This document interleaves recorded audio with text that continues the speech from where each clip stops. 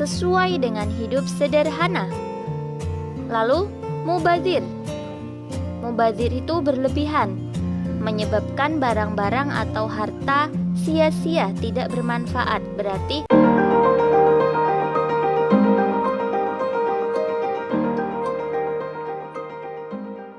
Bismillahirrahmanirrahim.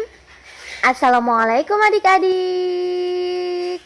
Di video kali ini kita akan belajar materi kelas 3, tema 3, benda di sekitarku, subtema 2, wujud benda, pembelajaran 6. Tujuan pembelajaran ini sebagai berikut.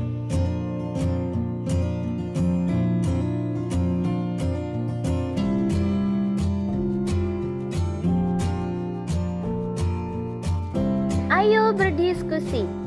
Aneka wujud benda sebagai anugerah Tuhan. Benda diciptakan Tuhan dengan beraneka ragam wujudnya.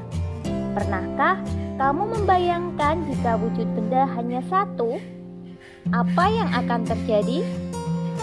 Setiap benda mempunyai sifat dan fungsinya masing-masing. Kamu telah mempelajari benda dan sifatnya. Coba lengkapi bagan berikut. Yuk kita bahas bersama. Benda berdasarkan wujudnya dibedakan menjadi 3 macam. Ada benda padat, benda cair, dan juga benda gas. Benda padat memiliki sifat, bentuknya tetap, volumenya tetap, dan dapat dipegang atau digenggam ya. Kemudian untuk benda cair, bentuknya berubah-ubah sesuai dengan wadahnya. Volumenya tetap dan benda cair sulit digenggam. Untuk benda gas, bentuknya berubah-ubah sesuai dengan wadahnya. Volume benda gas juga berubah-ubah karena benda gas selalu memenuhi ruangan. Kemudian, benda gas tidak dapat digenggam. Kolom yang terakhir, contoh masing-masing benda. Untuk benda padat, contohnya ada meja, kursi, batu, dan lain sebagainya. Untuk benda cair, ada air, kecap, minyak, dan seterusnya. Sedangkan contoh benda gas, ada udara, asap, kabut, dan lain-lain. Ayo mengamati. Lakukan secara berkelompok. Pilihlah satu tempat untuk melakukan pengamatan. Perhatikan benda-benda yang ada di tempat tersebut. Catatlah benda-benda yang ditemukan pada tabel berikut.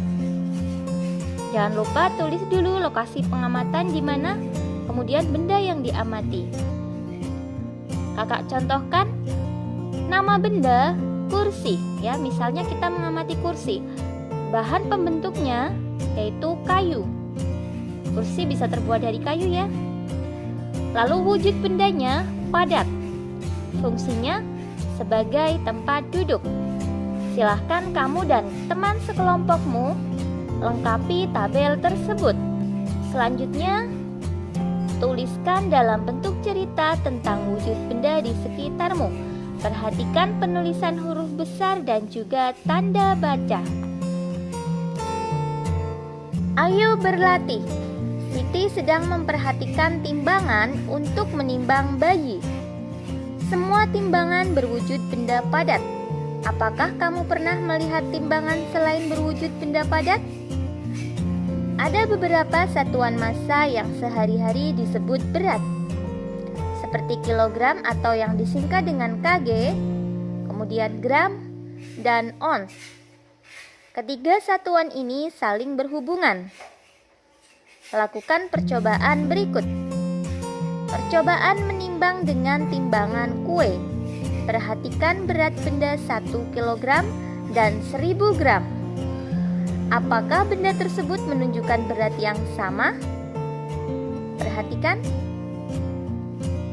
Gambar 1 menunjukkan bahwa 1 kg sama dengan 10 ons.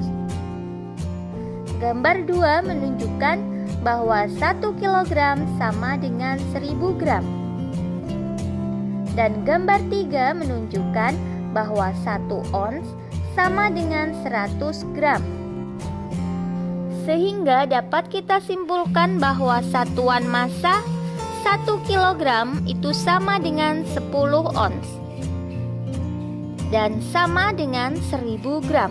Jadi 1 kilogram sama dengan 10 ons sama dengan 10 hektogram sama dengan 1000 gram. Tentukan satuan berat yang tepat. Berat Udin adalah 30. Satuan yang tepat adalah tentu saja kilogram ya. Kemudian ibu membeli telur seberat 1 kilogram ya. Berat cincin ibu adalah 3 gram. Gula pasir yang dibutuhkan untuk membuat kue adalah 250 gram. Ibu memerlukan bawang seberat 100 titik-titik untuk memasak 100 apa kira-kira? 100 gram. 100 gram nilainya sama dengan 1 ons. Mari berlatih menimbang berat badan. Gurumu telah menyiapkan timbangan badan. Lakukan secara berkelompok. Jika kamu belajar di rumah, kamu bisa bekerja sama dengan keluarga. Langkahnya sebagai berikut. Yang pertama, timbanglah berat badan seluruh anggota kelompokmu secara bergiliran. Ya, kalau belajar di rumah berarti timbang seluruh anggota keluarga secara bergiliran. Lalu, catat hasilnya di dalam tabel.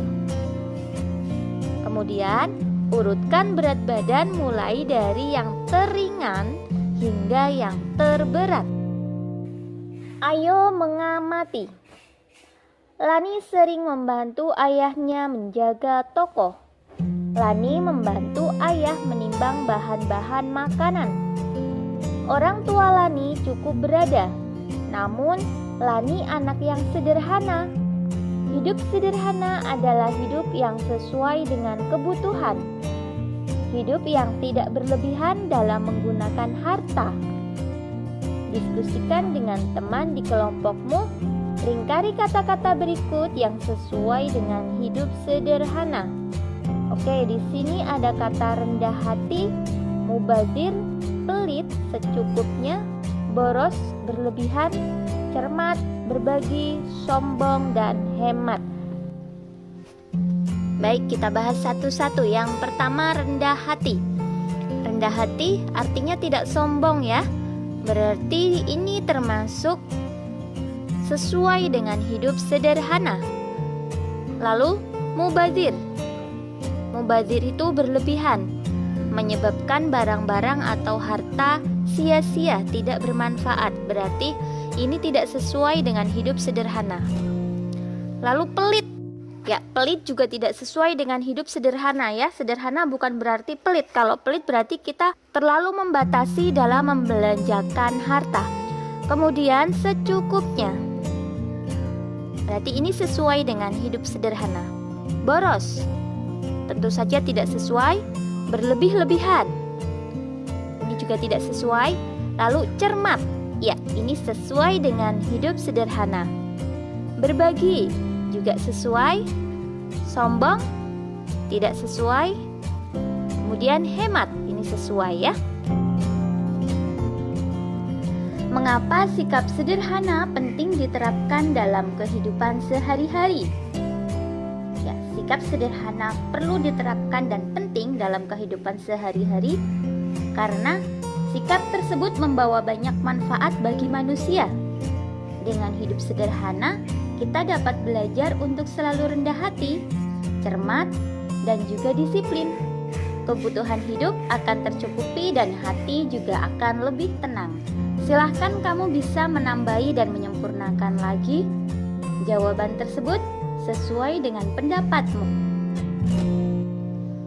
Contoh sikap sederhana dalam kehidupan sehari-hari yang dapat kita laksanakan diantaranya tidak memamerkan kekayaan orang tua, kemudian merasa cukup dengan apa yang diberikan oleh orang tua, dan tenggang rasa bila ada teman yang kurang mampu.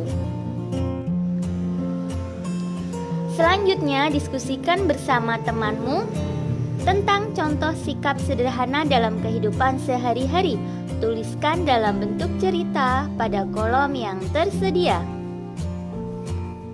Untuk kegiatan bersama orang tua, silahkan lakukan diskusi tentang penerapan hidup sederhana di rumah. Lakukan refleksi, apakah gaya hidup kita sudah masuk ke dalam sikap sederhana? Alternatif kegiatan adalah diskusi membedakan antara kebutuhan dengan keinginan. Alhamdulillah, sekian video pembelajaran kali ini. Semoga bermanfaat. Banyak kekurangan kakak mohon maaf. Selamat belajar dan tetap jaga kesehatan. Semoga senantiasa mendapatkan kemudahan dari Allah Subhanahu wa Ta'ala. Wassalamualaikum warahmatullahi wabarakatuh.